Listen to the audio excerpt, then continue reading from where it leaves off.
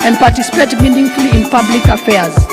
We must integrate this outreach within public participation channels and embrace digitization as a catalyst for inclusion. By leveraging technology, we can bridge geographical, social, and economic divides, ensuring that all citizens, regardless of location, ability, or status, have access to information, services, and opportunities. Digitization enhances transparency, strengthens citizen participation in governance, and creates platforms for innovative service delivery, ultimately fostering an inclusive society where no one is left behind.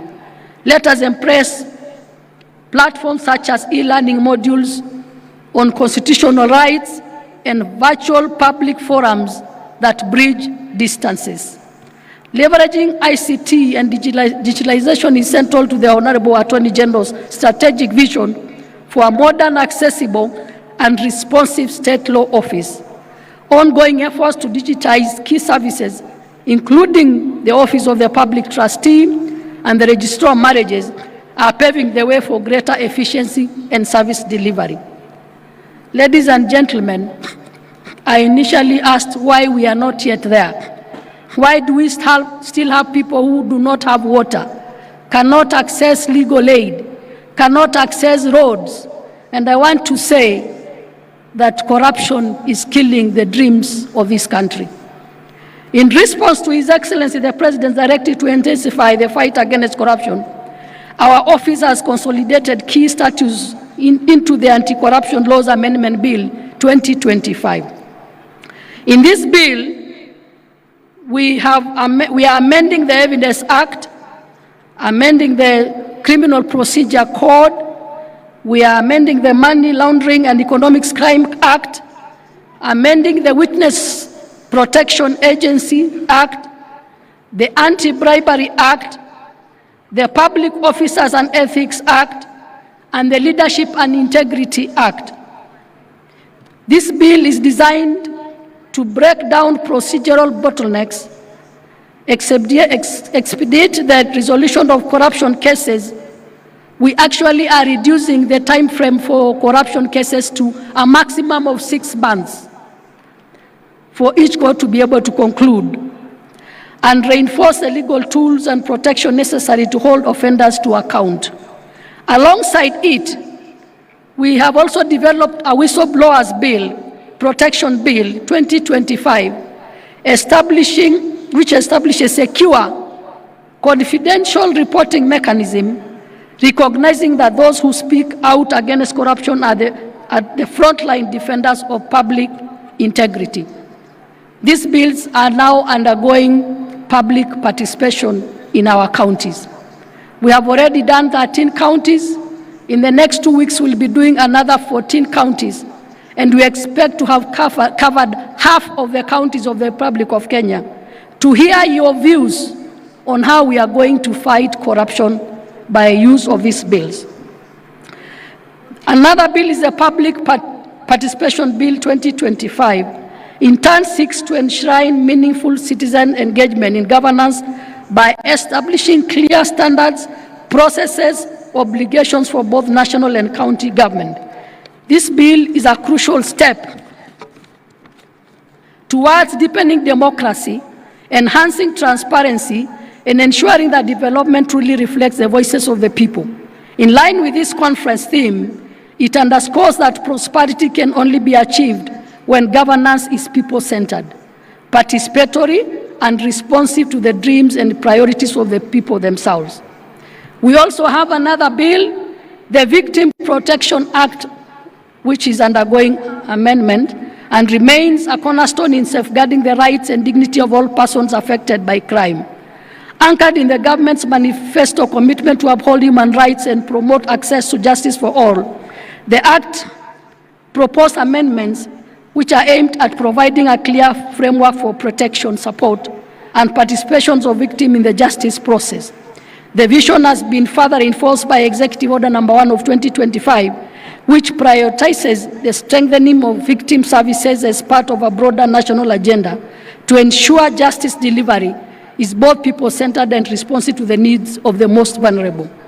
In this regard, the operationalizations of our national victim protection services through ongoing legislative reforms, as I have mentioned, could not have come at a more opportune time. The recent directive by His Excellency the President mandates a committee led by Professor Makau Mutua, alongside our office, the Office of the Attorney General, to develop a comprehensive framework for compensation of victims of riots and align squarely, this directive aligns squarely with our mission and amendments of the Victim Protection Act. All the above-mentioned bills signal our unwavering resolve to build a transparent, accountable governance framework, one that empowers counties, rebuild public trust, and ensure that devolution truly delivers for the people. I call upon all of us to engage robustly when these bills come for public hearings. We expect to hear you on your views on these bills. Your lived experiences and insights will ensure these laws are fit for purposes and reflect the realities on the ground. And these bills are available on the Attorney General's website. Ladies and gentlemen, Kenya's obligation to United Nations and regional human rights treaty bodies rely on comprehensive national reports. Yet all too often, the wealth of county-level achievements and innovations goes undocumented.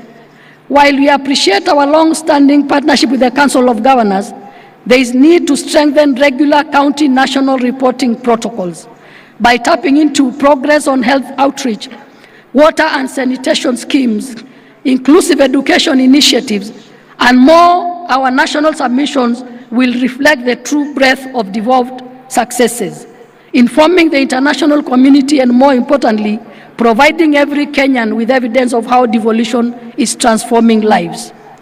Finally, my department of the Department of Justice and Human Rights is reviewing the National Policy and Action Plan on Human Rights, Sessional Paper number 3 of 2014, to address issues such as digital rights and climate justice. As for frontline implementers of devolution, counties have unique insights, from climate resilience agriculture to the digitization of public services that must inform this process. I invite you to engage actively, share your experiences, and help us craft human rights framework that is not only national grounded, but locally driven and future ready. As I conclude, central to all this is what I would borrow Baba's words when he addressed us at the national retreat. And he asked, are you carrying along the people? Are they hearing you? Are you listening to them? Carrying the mwananchi along is the lifeblood of devolution. It means taking governance out of boardrooms and bringing it to the marketplaces, the wards, the villages. When the voices of Kenyans shape decisions, devolution stops being an idea on paper and becomes the living promise of justice, dignity, and shared prosperity. Transparency and dialogue build trust, and trust fuels collaboration between government and citizens. As we embark on today's deliberations, let us recommit to ensure the voices of ordinary Kenyans are not only heard, but shape their policies, budgets, priorities. This is how we make devolution real, deepen social justice, and translate our constitutional promise into shared prosperity for all. And now, as we transition to our plenary discussion, I invite all of you to engage with vigor and insight, drawing from the remarkable expertise present in this room. May the day's deliberation be both enriching and transformative, fueling the bold, people-driven solution we need to carry this vision forward. And remember, no room to leave anybody behind. May God bless you.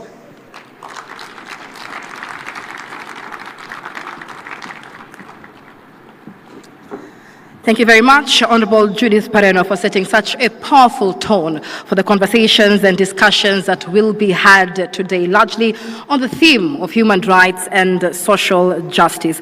I see a lot more people have joined us in the main hall. Ladies and gentlemen, good morning, na karibuni sana. I don't know if it was the Homa Bay nightlife or the snooze button, but we are glad you're here.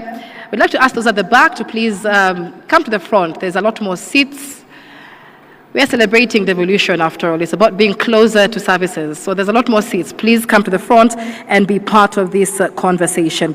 Now, we are here to have a conversation on how county governments can lead at the forefront as being protectors of human rights and social justice. We're just about to get into that panel discussion. But before we get into that, let's just recharge our brains and our minds for a moment as those coming in get a moment to sit down and settle down. Our DJ is ready with a very, very short music interlude.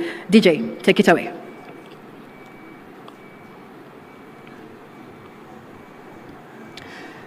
Let's all settle down, ladies and gentlemen. If you're coming in, please grab a seat as we introduce our panel and moderators for this morning.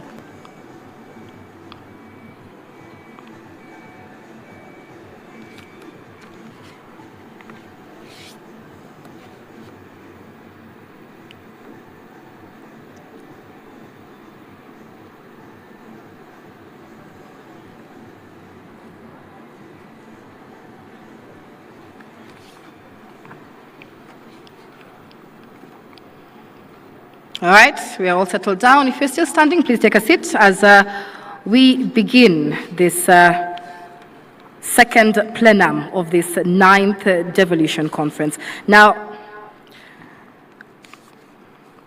the conversation, like I mentioned, is exploring how county governments can lead at the forefront in advancing human rights and social justice at the ground level. And to move into this panel discussion and to guide us through this rich conversation, we have Ms. Jacqueline Mbogo. She is the Chief of Party for the UK Aid Reinvent Programme.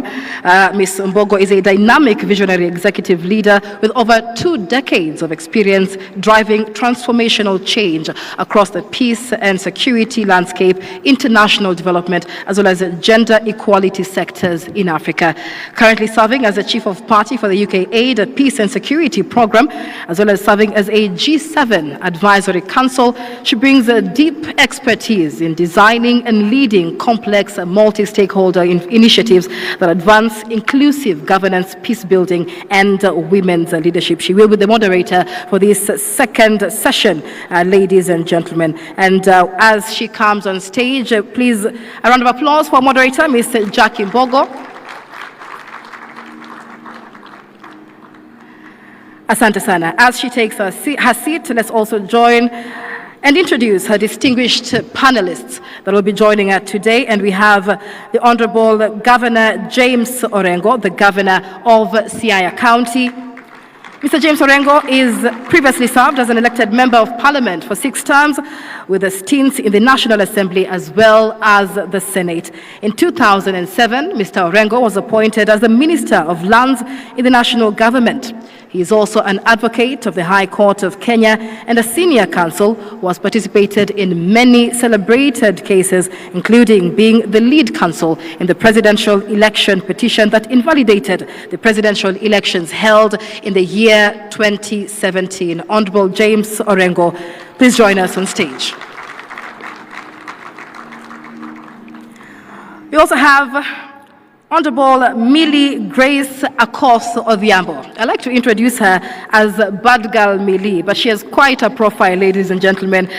Honorable Millie Odhiambo is a seasoned human rights lawyer and advocate of the High Court of Kenya with over 30 years of experience specializing in children's and women's rights. She is the longest-serving woman member of Parliament, currently in her 4th term and serving as the Minority Chief Whip in Parliament. She has held key roles in the Pan-African Parliament, the Inter-Parliamentary Union, and even the Parliamentarians for Global Action.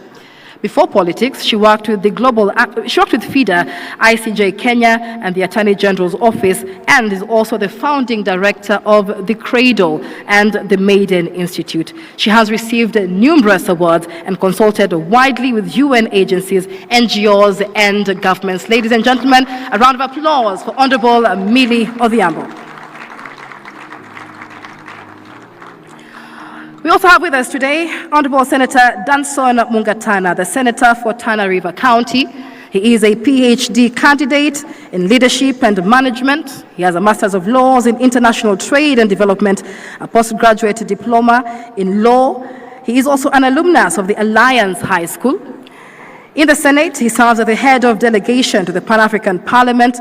He also chairs the Shakahola Ad Hoc Committee, the Legislative Summit Planning Committee, and the Senate Sports Club, among others. So we can say he is responsible for the win that the Senate had in football against the governors the other day. Ladies and gentlemen, please welcome Honorable Senator Danson Mungatana. Also on the panel this morning is Honorable Rehema Jaldesa. She is the chairperson of the National Gender and Equality Commission, a strong voice in inclusion, protection, and protection of vulnerable groups. Honorable Jaldesa was appointed in December 2024. She was previously a woman representative for Isiolo County between 2017 and 2022, and has held leadership roles at the Kenya Industrial Estates, Ewasonyiro North Development Authority, as well as the Ministry of Tourism, Wildlife, and Heritage. She has championed key legislative reforms, including amendments to the Health Act and pastoralist-focused bills. Ladies and gentlemen, let's welcome Honorable Rehema Jaldesa. We also have with us Mr. Hussein Khalid. He is the CEO of Vocal Africa, a passionate civic leader promoting transparency, participation, and the citizen's voice. Khalid is the executive director of Vocal Africa for over 20 years, in fact. He has championed for human rights, social justice, agitating for the freedom and liberties of communities at the grassroots level and freedoms across Kenya and Africa as well. Hussein has worked largely with the national, continental, and international initiatives, including the African Commission on Human and People's Rights, Haki Africa, Muslims for Human Rights, Clarion, as well as KHRC. He holds a law degree and additional certifications from the Rhodes University, the University of Nottingham, as well as USIU. Ladies and gentlemen, a big round of applause for Hussein Khalid. And last but not least, we have Ms. Ruth Bolo Okun. She is the chairperson of the Young Women's Leaders Connect, a champion for youth empowerment, gender inclusion, and grassroots advocacy. She is the co-founder of the Sisterhood Project Kenya, as well as the chairperson, like I mentioned, of that Young Women Leaders Connect. She brings with her 8 years of experience in democratic governance, political dialogue, as well as elections observation, policy development, and inclusive leadership. She has worked extensively with MCAs across Kenya in developing strategic programs. Ladies and gentlemen, a big round of applause for Ruth Bolo Oku. All right, let me now hand it over to the moderator of the day, Jacqueline. Take it away. Yeah.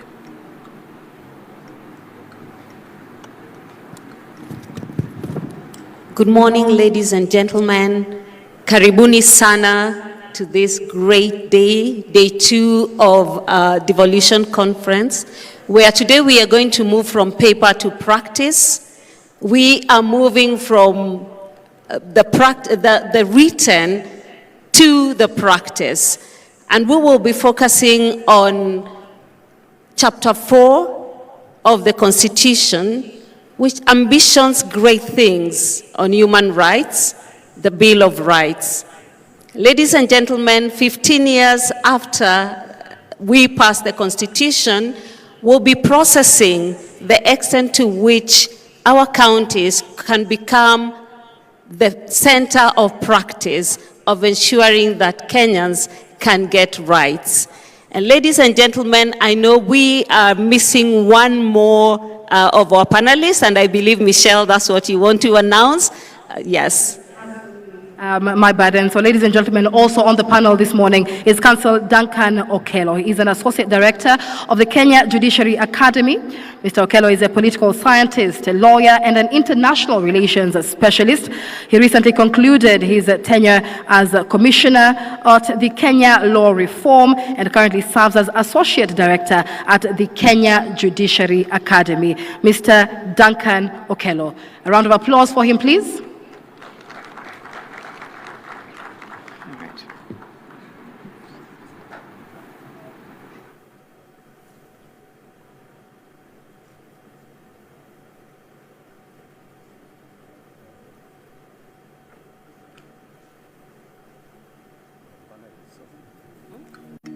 Karibu sana, Bwana Duncan Okello.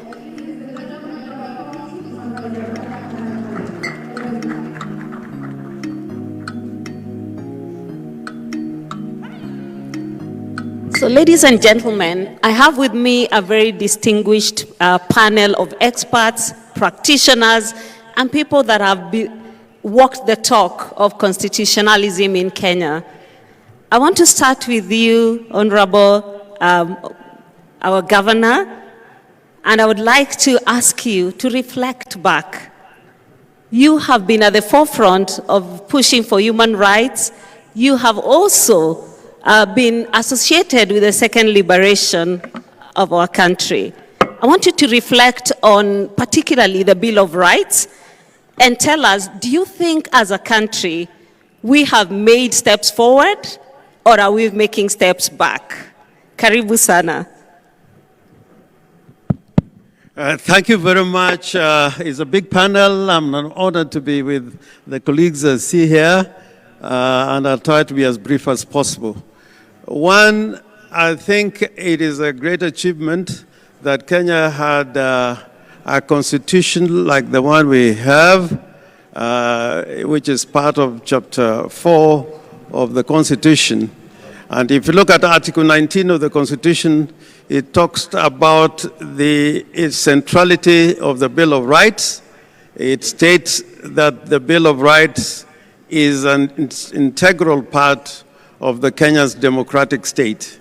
Now, without taking too much time, if you look at the main, human rights concerns and which rights are there in the Constitution, even if you look at the order in which they're spelled out in the Constitution, the right to life, the right to dignity, the right to the security of the person, the right to privacy, the right to the freedom of expression, and the right of assembly and administration. If I just take that lot of rights and examine what has happened to those rights in the last 10 years or so, I think we can generally say we are not there yet. We are constantly experiencing a situation where the state is constantly invading into these rights,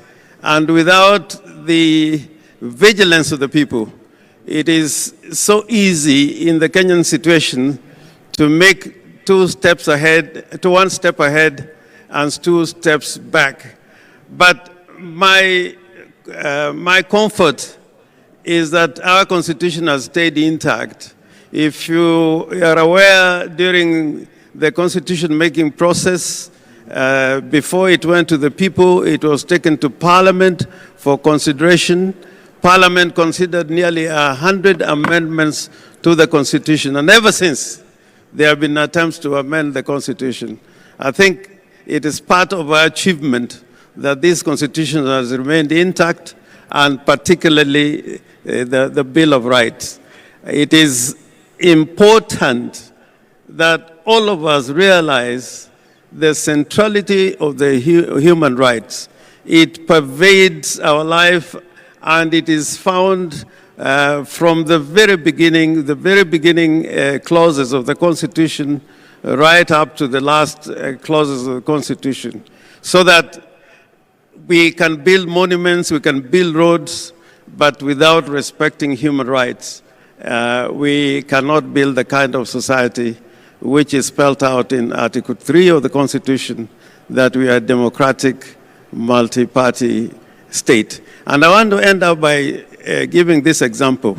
If you go to a place like Russia, somebody like Joseph Stalin built a lot of monuments, which you can see up to now. If you go to South Africa, you can point monuments that the evil regime of apartheid left behind. But because of their human rights record, that record is still a permanent feature of the leadership of Stalin and the leadership of the racist regime in South Africa. And the main concern for us as a country now, and looking at what I saw in the front pages of papers today, we must always be careful that building a nation is not a brick and mortar kind of exercise. What is important and what is spelled out in our preamble, what is spelled out in Article 10 of the Constitution about principles and values of good governance, is that there are some core values that must become an integral part of our democratic state. And central to it is human rights. Thank you. Asante sana. Indeed, central to the foundation of a nation is human rights. I want to turn to you, Millie, Honorable Millie Adhiambo. You have been known to be a fighter for human rights, especially for the vulnerable person. You are now sitting in Parliament, and we've just heard the protector of the Constitution primarily is the Parliament. Now, I want you to reflect on what the governor has said, and particularly looking at the whole issue of Chapter 43, Socioeconomic rights. And tell us, what do you think? Do you think Parliament can play a role to ensure that our counties deliver on this right? Because these are the tangible rights that Kenyans are asking for. Good morning, and maybe I can start off by saying that since I come from the lakeside, I had you introducing where is my younger years on a street that has now been named William Ruto Street. And I was born after independence, and our parents spoke about how colonialists took away our rights and our dignity. And on the street that I grew up in, there were street lights. But then there were other amenities that were missing. But there was promise that was ripe for change, especially because the colonialists had gone away. But with the time, instead of us seeing positive move, we were actually regressing. And I'm a writer. So I started writing a novel called The Things We Lost with Freedom, because I thought we had got freedom and lost with freedom. And it's a paradox, because then we were fighting so hard to remove the colonialists and ended up losing in the process. And I was looking at it in contradiction with countries where the colonialists stayed longer, like South Africa and Zimbabwe. And you could see that they had progressed in certain things because of that. And I think it's an uncomfortable truth that a lot of us as Africans leaders don't want to deal with. That when we have been given our freedom, instead of using our freedom for progress, we use our freedom for regress. But I want to say that, fortunately, I have been forced to halt writing my book. And it is a tragedy, because I've had to halt it only because of the last probably a few years in Homa Bay, 3-4 years in Homa Bay. And the reason I halted it is because the reason I was writing this book is that I'd hoped to see the hospital bigger, better, offering better services. But it was worse than the hospital where I was born and raised in. It had gotten worse. I'd hoped the roads were tarmacked. The roads were not tarmacked. They were getting worse. Everything that we saw, we had running water in the house. There was no more running water in the house. So I was like, so why did we want freedom anyway? But that's why I'm saying it's changing in the last few years. And you can credit that to a deliberate effort by the national government towards inclusion of this area that has been marginalized for years because of being in opposition, and which is a tragedy, that we don't look at issues of inclusion and governance. You know, civil and political rights really marry a lot with social and economic rights. Because if you are not in government, then you are not served.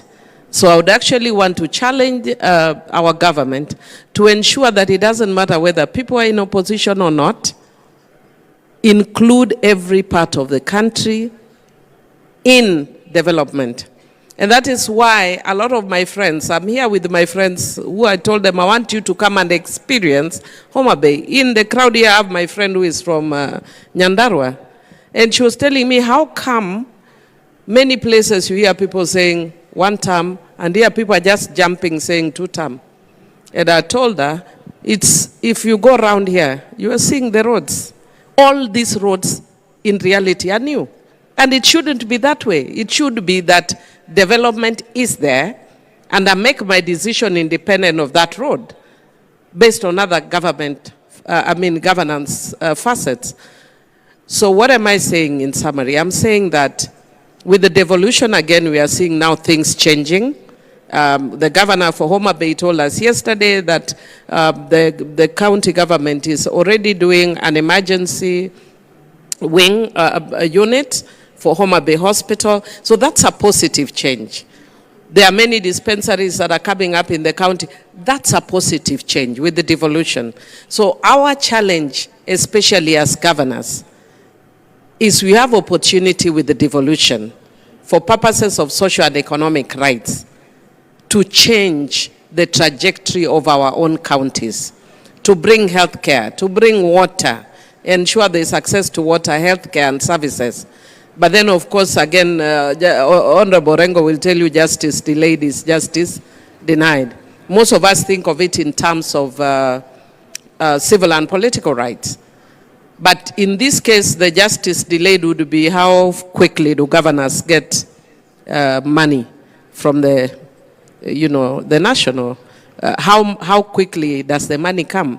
And for the first time, I'm happy that, and you'll confirm to us, that the CS Treasury has said that for the first time, the money has come, all the money has come in time. Because again, even if you say that you are allocating money to governors and it comes, late, then it affects planning and the delivery of service. Otherwise, what I can say as a country, that we kind of had a seesaw, but in civil and in social and economic rights, our greatest hope is with the counties working effectively. Thank you. Thank you. Millie, I want to push a little on that, and maybe to encourage you to finish your book as a PhD student. But I also want to push a little bit on that. You talked about, we were colonized, we were left with something, we lost it. The second liberation was the Constitution. So how do we go about making sure we don't lose momentum? Because what you're speaking to is actually lost momentum. We seem to gain it, then we lose it. So how do we ensure we do not lose momentum? And how do we sustain that which you're speaking to now? You're saying things are changing. We can see in Homa Bay, you're telling us the hospital you're born in is much, much better now. But how do we make sure we don't lose it? I think for me, it's about holding the leaders accountable. And there are different arms, and that's why I'm glad that we have civil society as well, but also the National Assembly as well, and the Senate as well. And the senators would really help us by ensuring that we hold our counties accountable. And the National Assembly would help us by ensuring we hold the executive accountable. And the civil society would help us by holding the members of parliament accountable. So it's about vigilance and accountability. And if we don't sustain that vigilance and accountability, then we would regress. And one of the things that I love about the Constitution, as Honorable Orengo has indicated, can you imagine even the recent challenges we had as a country if we did not have the Constitution? It would be a tragedy that you find somebody shoots, you know, like the guy with the mask who was shot. And if we didn't have a Constitution, what would be his recourse? Yeah, of course, we hope that cases of these extrajudicial killings would stop. But because you have a Constitution, you can see that now there is even a talk about compensation, which I really welcome. And maybe just to also inform you that I'm the one who came up with the Victim Protection Act. And I'm glad that we are amending it to provide a stronger framework for compensation. But we need to not have. I'd be happy if the law I passed is ineffective because we are effective as a government, so that nobody needs to be compensated. That's my dream, that nobody needs to be compensated.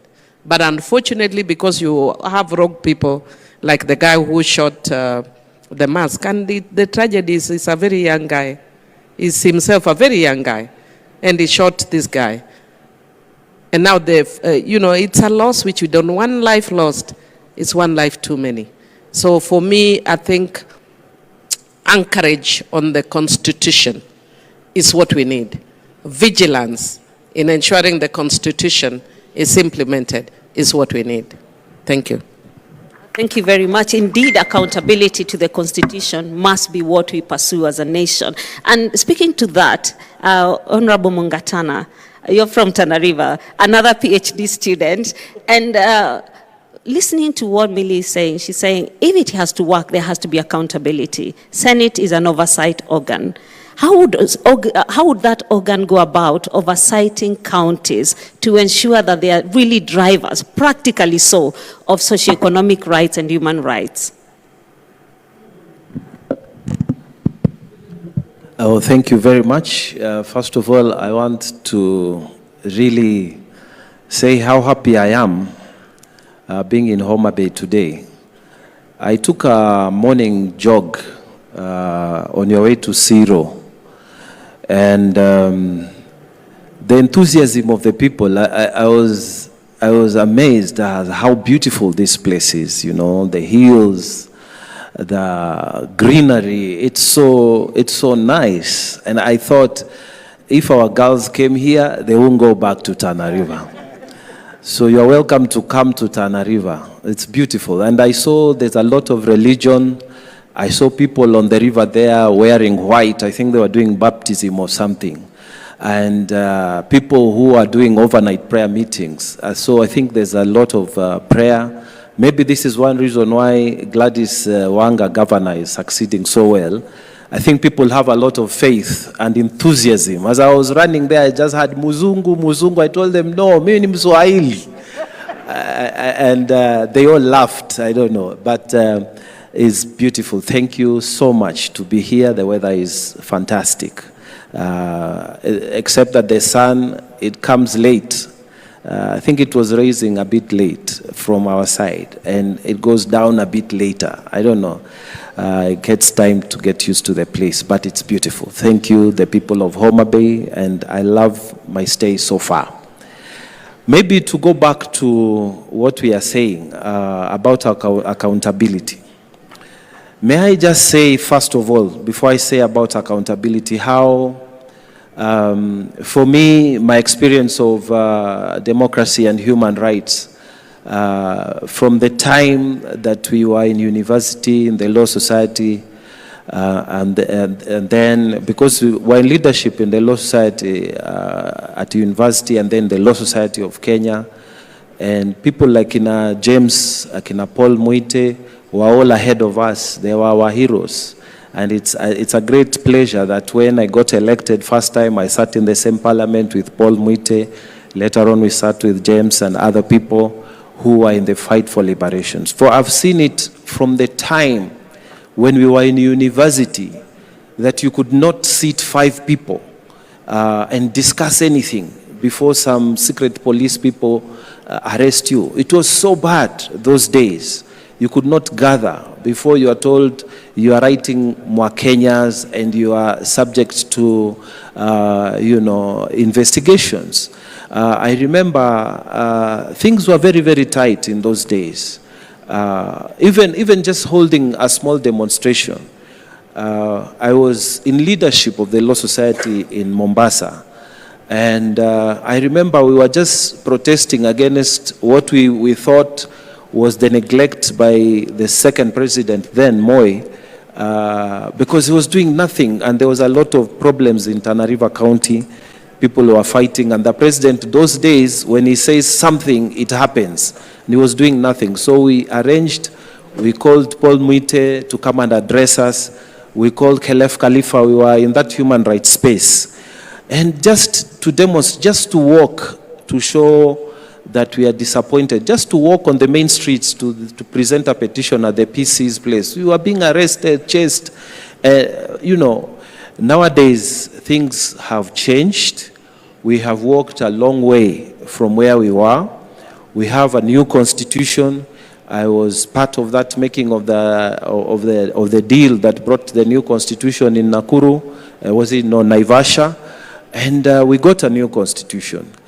Now, when we got the new constitution, we got the governors. So let me speak as a senator, that the governors are very happy with senators when we are fighting for an increase of the funds that is called equitable share that comes to the governors.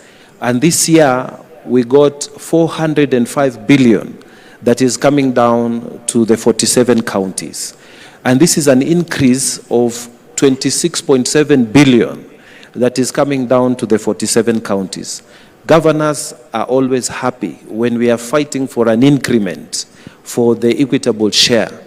But then when we are talking about accountability of these funds, accountability of the utilization of these funds, governors start spreading the rumors that we want to overthrow them. We are planning an impeachment motion. We are against them. This senator wants to come to my seat. Well, this is the problem we are having. What Millie is saying, that it is not yet independent. When she was writing her book, that things are deteriorating with new officers. It is true, because the governors do not want to be told, here you are wrong, here you are misusing funds, here the funding that ought to be, because you see, as a senator, it's not my business and it is not my part of my constitutional mandate to plan for how the budget will be utilized. I fight for the money to come. When the money comes to Tana River County, it is the responsibility of the governor to make sure that that money goes to health, that money goes to the roads that they are responsible for, basic education, it goes to the salaries and all that planning. But then after that, the Auditor General comes and makes a report. And that report is the one that we do oversight. We call it secondary oversight. The primary oversight is supposed to be with the MCAs. The secondary oversight is supposed to be with us. And we try to do the best we can. But every time you are doing real-time oversight, like you visit a hospital and you visit a market that is being constructed to show that maybe there's no value for money, the governors are up in arms. So, in terms of going forward, I really want to emphasize this, that our county governments, for them to sustain development, they must allow proper oversight. They must not look at the Senate as enemies. They must not look at members of county assemblies as enemies. These are the people who are telling you, look, we allocated this amount of money for sports. There's nothing happening. We allocated this amount of money for health. There's nothing happening. I mean, I've just come from a fight with my governor because in the 2024-2025 budget, we allocated 18.6% of the budget for health. that comes to something like 1.23 billion that goes to that. And then when you look at what our people are saying, there's nothing going on with the hospitals.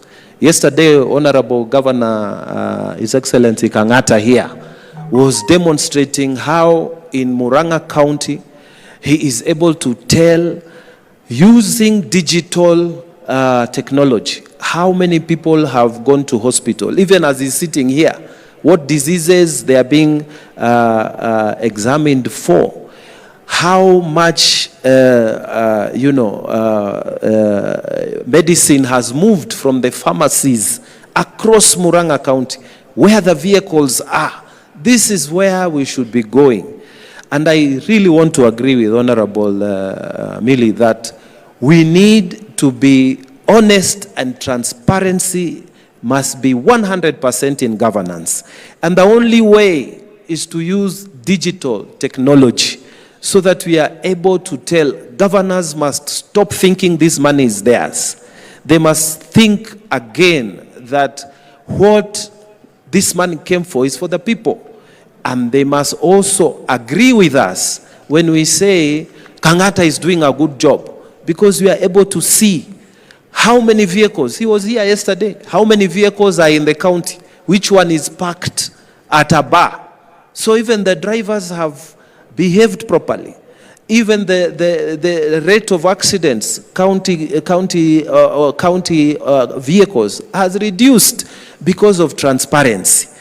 So in terms of sustaining the development, I think we need to have a reset in our minds.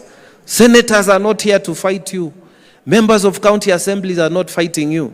We are doing something called oversight, which is to simply ask the question, Your Excellency the Governor, you allocated 650 million for water. There is no water project. Where is the money? So I think we need to have a reset in our minds. I really think that if oversight mechanisms are properly applied, then the counties will start being accountable for the monies that come to them, and these systems will sustain themselves. And let me say something about human rights at the county level.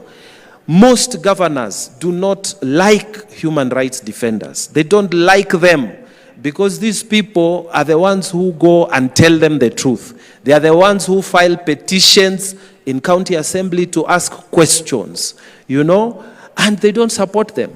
So what can governors and the county assemblies do? We in the Senate, we receive the petitions that say, oh, our land has been taken, oh, this has been done, and we have done our bit. Even yesterday, we went here to Ndiwa, hapa kwa hii Sukari's industry, to go and look at our committee on lands, to look at issues on pollution, after we finished here with the official opening.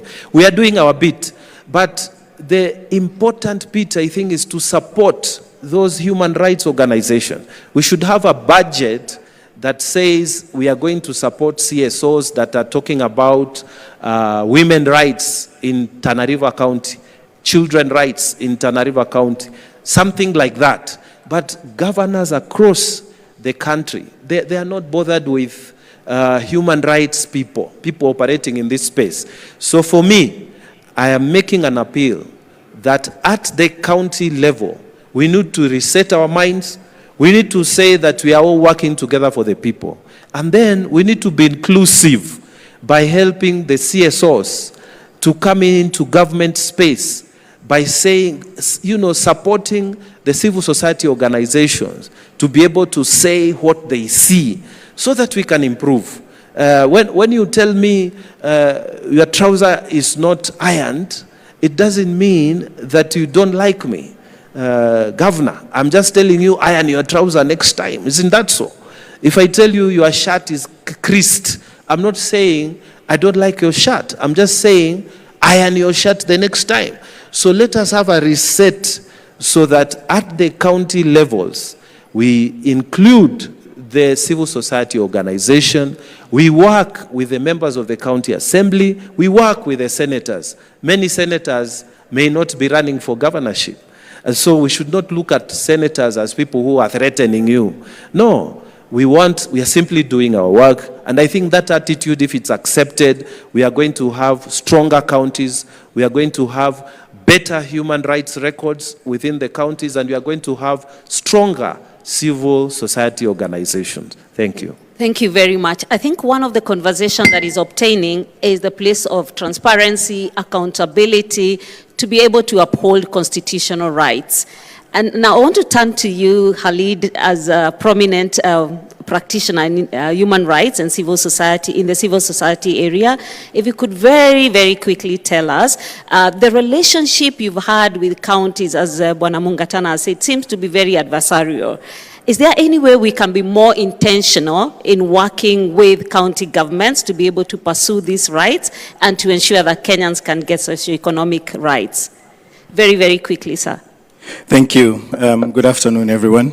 And it's a pleasure for me to be here. Thank you to Council of Governors for giving civil society and the human rights practitioners at the grassroots an opportunity to share our thoughts on this very important subject. It's true what Senator Mungatana has alluded to, that in many counties today, county governments perceive civil society as an enemy. And all we do is to play our role as civil society, as NGOs, as CBOs, as social justice centers. We have a responsibility to hold those in power accountable. And that responsibility has even become more pronounced, especially when traditional institutions that are meant to also support in holding leaders accountable are not doing that anymore. From the grassroots to, the national level, we are seeing institutions eroding their public trust. And as civil society, we've continued, number one, not just to hold those accountable to book, but also those who are supposed to supervise to also do the same. So even as we speak, we know the responsibilities of the Senate. The Senate has a duty to ensure accountability, as the Senator has alluded to, the secondary responsibility. We hold the opposition also to account, because they also have a duty. And when you're a party in opposition, and then you decide to go to bed with the government of the day, you are diluting your responsibility as an opposition party. So we also have to hold those institutions accountable. And for me, I think when we adopted the new constitution in 2010, devolution was a promise that everyone had so much hopes in. Unfortunately, and as we make reference to the Auditor General's report, you will find that that promise has somehow turned into plunder.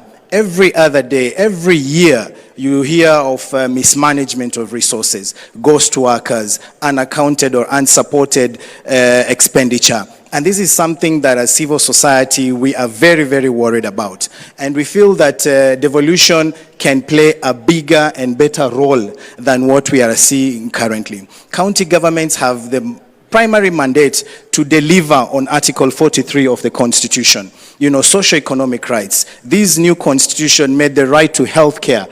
Gave us the healthcare as a right to food, right to clean water, and all these things. And these are supposed to be delivered primarily by the county governments. That's why for us, we are very much, zeroing down on county governments, because the promise was with those county governments. And when we see in the streets, dilapidated infrastructure, we are not seeing the promises that were made, then we get extremely, extremely frustrated. And it's not just civil society, it's the population out there. Many people feel that, county governments are not delivering on their mandates. Every time you go to county governments, the services are never there. You find that county governments mainly divert resources either to governors' homes, to county executives. It becomes a pool or a party for a few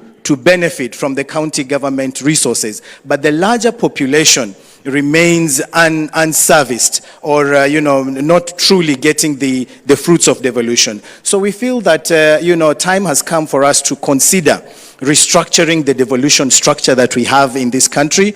It is our firm belief that we over-devolved. 47 is, economically unsustainable, politically not viable, and it's about time we have used the experience, 15 years of experience, to review the devolution structure that we have so that we can then put into account our experiences to make sure that we are able to do that. And as I conclude, one very clear proposal that we are making is to reduce the number of devolved units. 47 is just too much. We need to reconsider that, either halving it at most, or maybe even having a minimum of 8, so that we can have more resources dedicated to service delivery, as opposed to paying 47 governors, paying 47 county assemblies, and all this, all those resources can be better channeled to provide services to the common mwananchi.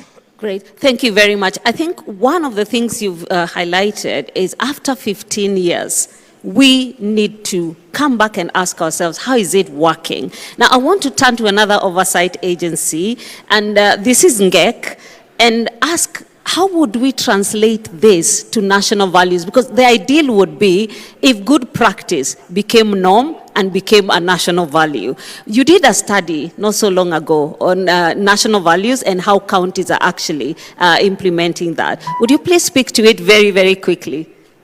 Thank you, Jackie. Allow me to appreciate the panel. Unlike yesterday, it is a very inclusive panel. We have a 50-50 representation. As a commission, we were very concerned yesterday that out of all the speakers, we only had 2 female. That is, the first session had only Senator Homa, and I think the afternoon had only Governor Gladys Wanga. So I'd like to congratulate you today. Having said that, from National Gender and Equality Commission, of course, we are a constitutional commission established pursuant to Article 59(4) of the Constitution of Kenya, and our main mandate is to promote gender equality and to ensure freedom from discrimination. And therefore, we have worked closely with the county government because out of our 16 mandate, as you have rightly put it, one of it is to ensure that the principles of equality and inclusion is adhered to by both the national and the county government. For a decade, we conducted monitoring, and therefore we noted gaps and gains. And I would like to put my presentation into 3. I will start with the representation. In terms of representation, we have been having a progressive growth, especially in representation of female in county assemblies, where at least the basic minimum of 33.3% is met. However, there is no effort to increase the representation to 50. Therefore, we have an opportunity to do better. Also, in terms of representations of youth, progressively from 2017 to 2022, we have seen an increase of numbers of youth elected to county assemblies from 317 to 349 in 2022. Also, persons with disability, as commission, we have noted that almost half the county assembly have representation of persons with with in the assemblies. And I would like to appreciate the governor of Siaya, is one of the counties with persons with disability in their assembly. Again, another indicator is protection of the vulnerables, especially women, from harmful cultural practices such as FGM, gender-based violence. Again, there is a progress. However, the gap is that we are seeing increase of femicide, some counties are still practicing retrogressive practices such as FGM. Therefore, we have an opportunity to do better.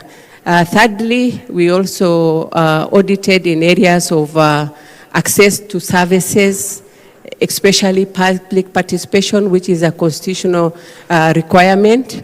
I think that is an avenue where we could do better as a counties.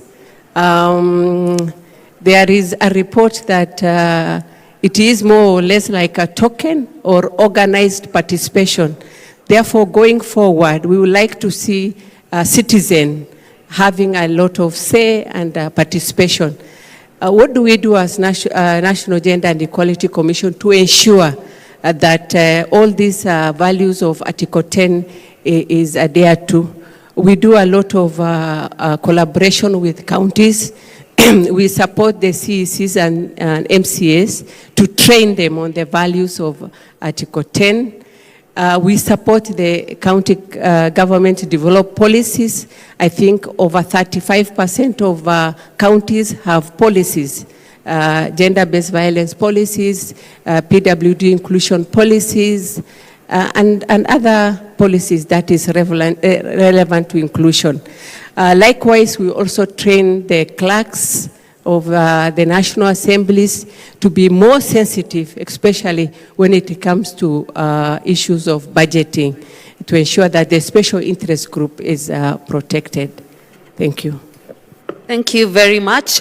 What we are hearing is it's happening, but it could do better.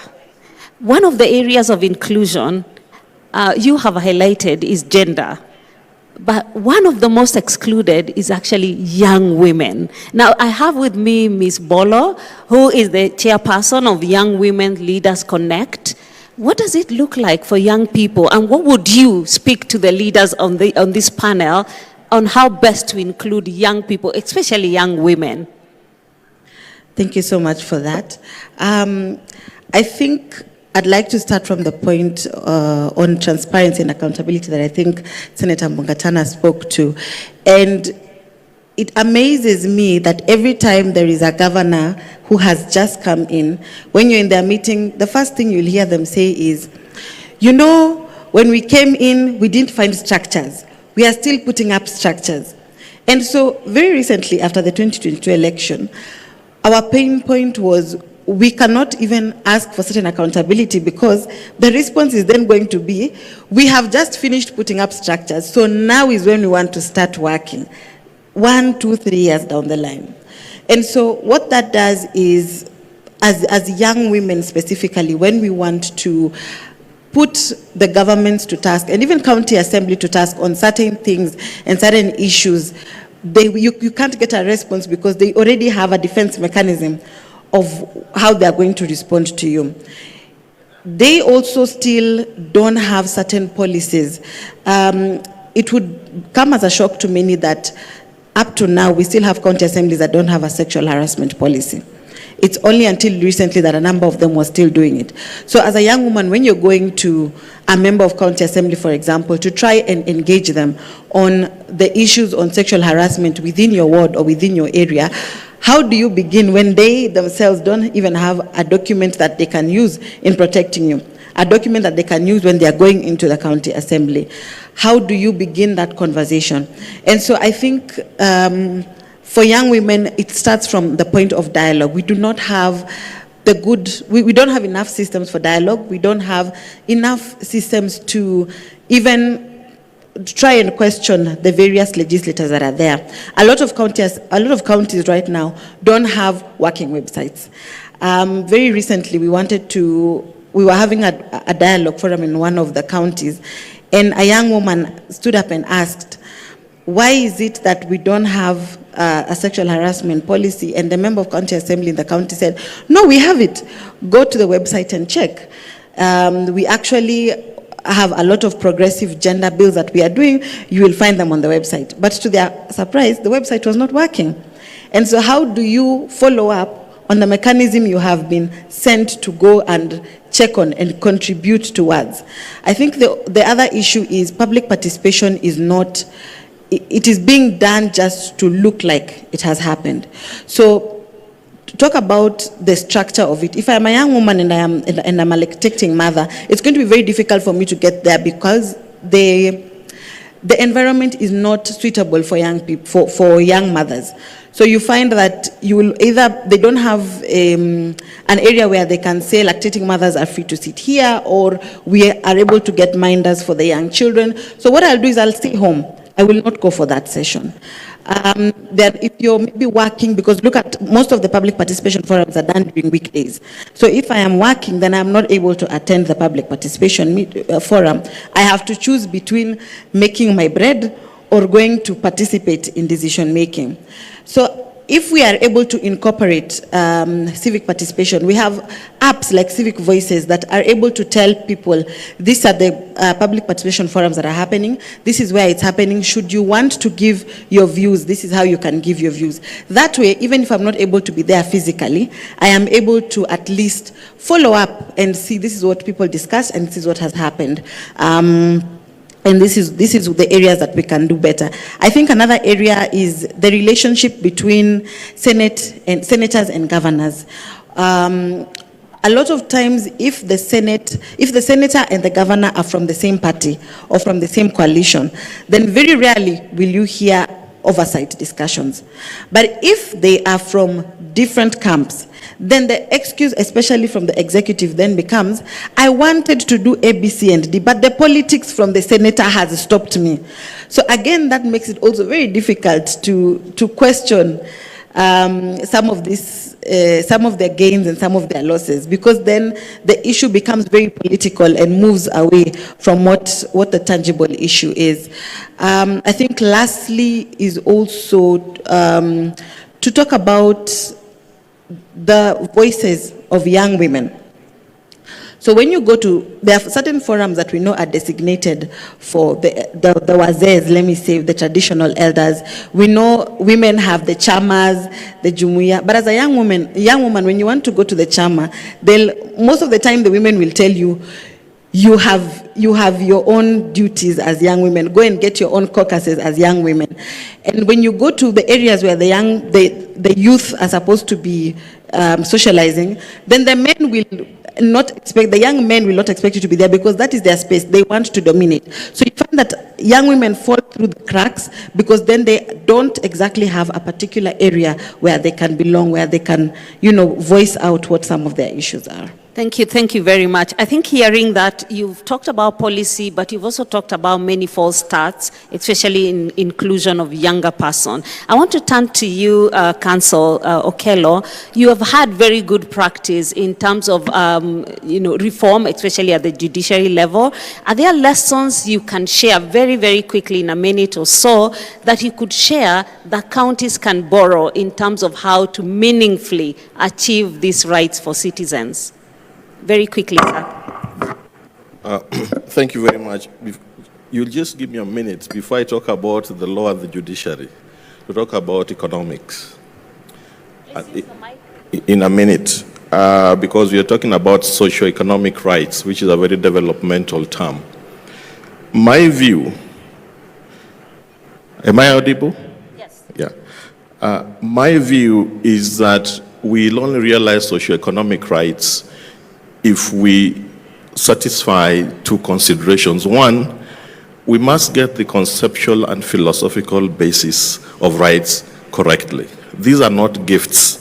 They are at the center of human dignity. And that requires a major mental shift to embrace the very citizen-centric constitution that we have and not a state-centric constitution that we had before. So there needs to be a mental shift among duty bearers on the question of right within the context of Kenya in 2025. Then the second consideration is we must get the empirical and the strategic and the financial right. That's a second precondition. And what do I mean? Socioeconomic rights plays out on the fourth schedule, which is what Khalid was talking about. Devolved units are a major agent of realizing socioeconomic rights. And a lot of jurisprudence around the Bill of Rights has also emerged through contestations around devolution. Now, if we do not complete the transfer of functions to devolved governments, that process is incomplete, it's inchoate. And the best illustration is in health and agriculture. And I'll just give you two figures and one anecdote. So if we do not complete that transfer, and we also do not sufficiently support county government financially, then we are likely to face constant trouble with respect to socioeconomic rights. But also, if we do not have corresponding accountability that is robust, then it doesn't matter how much money you give to counties. The reason why I'm saying this is if you look at health, or if you look at overall allocation of sharing revenue, it has been declining. The national budget is increasing, the equitable share of revenue is declining. It was at 17.3% in 2022, it was at 15% in 23, 14% in 24, and 14.3% in 25. So the decline of the equitable share of revenue runs opposite to the increase in the total budget from 2.1 trillion in 2022 to 2.8 trillion. That's number one. Number two, and this is where the bigger story is. So first of all, we are below the constitutional threshold. But number two, if you look at the allocation to health and agriculture, which are effectively devolved functions, if you look at the fourth schedule, and those are the socioeconomic rights arena, that is where the real story is, and we should be worried about it. If you look at that data, since 2013, I did the math here, since 2013, the total amount of money that has gone to agriculture is 851 billion. Counties have received 194 billion. National government 657. So counties, agriculture is devolved, but they have received 23% of agriculture allocation. Health is 50-50, yet health is also largely devolved. That tells you that the incomplete nature of the transfer of functions to county government will continue to undermine their ability to realize socioeconomic rights. That's the first thing I wanted to say. Then on the judiciary transformation that you talked about, yes, this is a key institution, realization of rights. In 2011, when we came in, we had 16 high court stations in the whole country. Today, there are about 45 high court stations. We had 53 judges throughout the country. Today, we have 190 judges throughout the country. In this county, you had to go to Kisii to access a high court judge.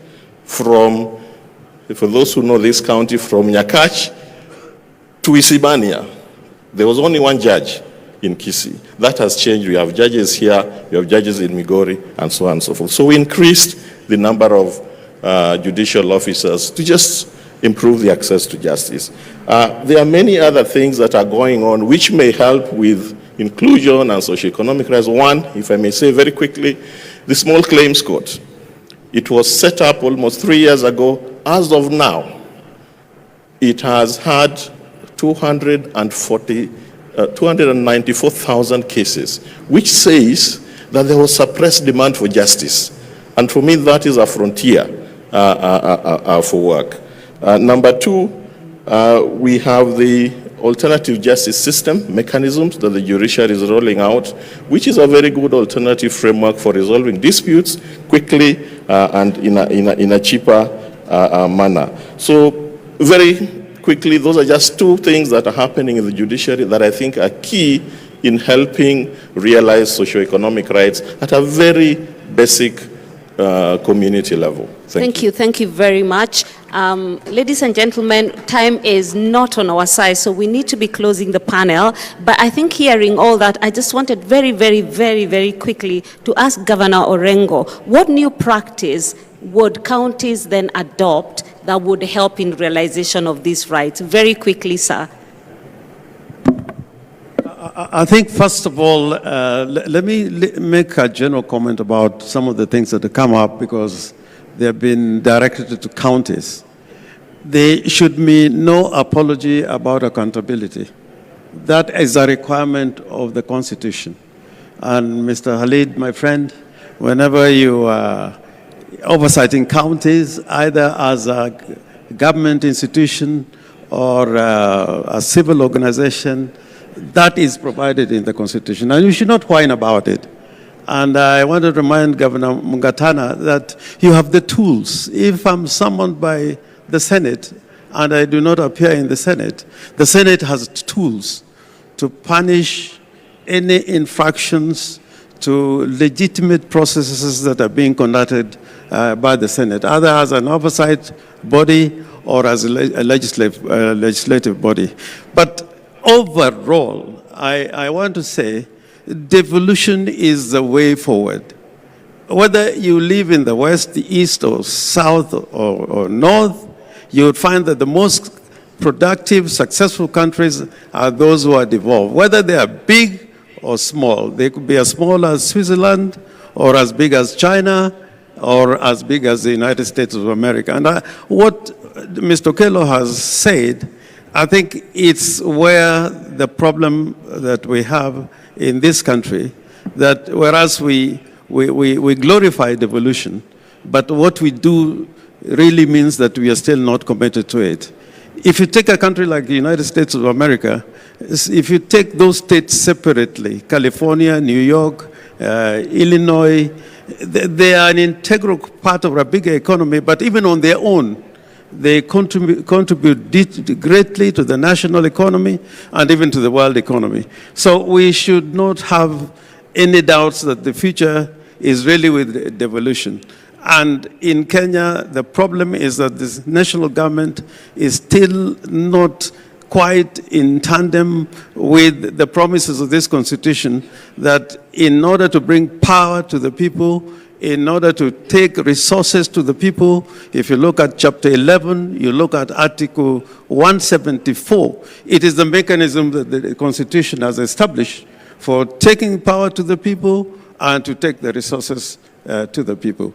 And the tragedy is today, particularly on social and economic rights, as Mrs. Kello has pointed out, the resources that should be going to the counties are mostly still with the national government. Thank you very much. Thank you very much. Ladies and gentlemen, please help me clap for the panelists who've done a very good job in the very tight time.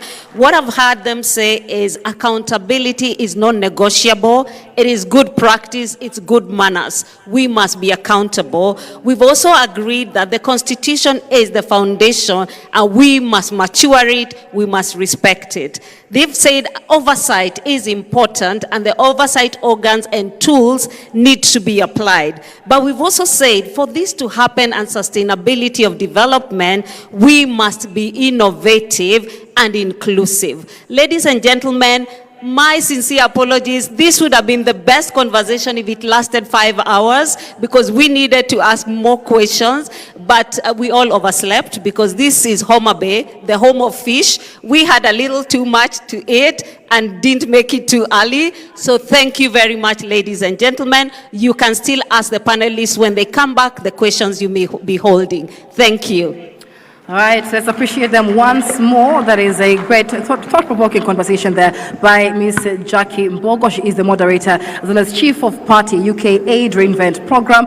We've also had His Excellency Governor James Orengo, Governor Siaya County, Honorable Millie Grace Odhiambo, Member of Parliament for Suba North Constituency, Senator Honorable Danson Mungatana, Senator for Tana River County, Honorable Rehema Jaldesa, Chairperson, National Gender and Equality Commission, Mr. Hussein Hali, the CEO of Vocal Africa, as well as Council Duncan Okolo, Associate Director of the Kenya Judiciary Academy, and Ms. Ruth Bolo Okul, the Chairperson of the Young Women Leaders Connect. And as we always do, let's have them take a group photo for this second plenum.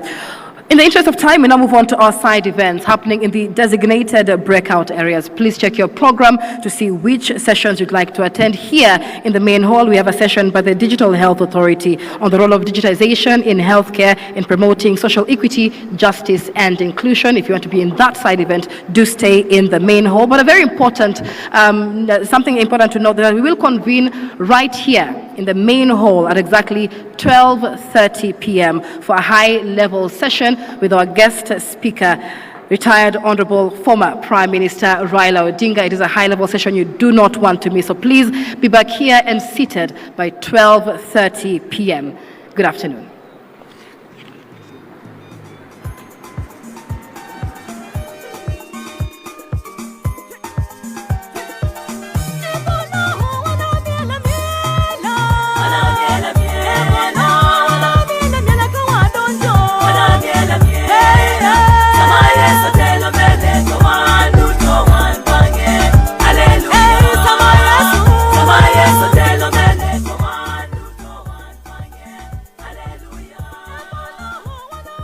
For the delegates and the dignitaries that will be accompanying former retired Prime Minister Raila Odinga. Thank you.